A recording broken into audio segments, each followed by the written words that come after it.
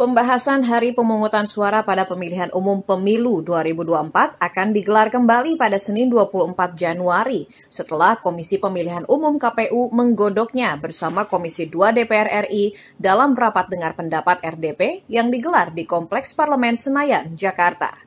Agar siklus pemilu 2024 berjalan efektif, maka pemetaan tahapan pemilihan pun dikalkulasi secara terperinci oleh KPU sehingga proses pemungutan suara tidak memberikan beban yang berat kepada petugas penyelenggara pemilu, mengingat sejumlah persiapan pun dilakukan untuk menyambut penyelenggaraan Pilkada pada November 2024. Untuk itu, KPU akan memperjuangkan tanggal 14 Februari 2024 sebagai opsi alternatif hari pemungutan suara pada pemilu di antara 3 wacana lainnya yakni 21 Februari, 17 April, dan 15 Mei 2024 sebagaimana yang diajukan oleh pemerintah. PLT Ketua KPU Ilham Saputra kepada Antara pada Senin 24 Januari mengungkapkan KPU sangat berhati-hati dalam menetapkan jadwal pemilu yang diharapkan tidak mengandung unsur politisasi seperti nomor urut 14 pada partai. Memutuskan untuk dibawa ke DPR dengan opsi tanggal 14 Februari karena salah satunya adalah jika di bulan Mei itu beban kerja penyelenggara pemilu sangat besar. Karena apa? Karena kita juga harus mempersiapkan Pilkada 2024.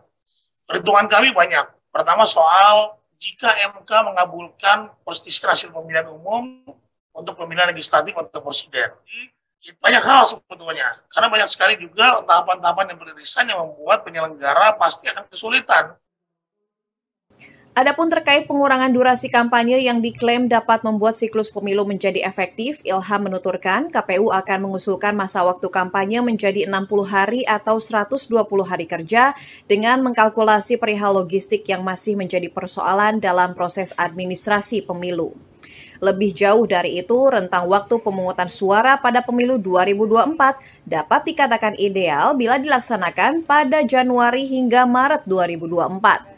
Mengingat bila dilaksanakan pada 17 April atau sama seperti pemilu 2019 lalu dan pada 15 Mei 2024 sebagaimana usulan pemerintah, maka hari pencoblosan tersebut akan bersamaan dengan pendaftaran bagi calon independen pada Pilkada 2024.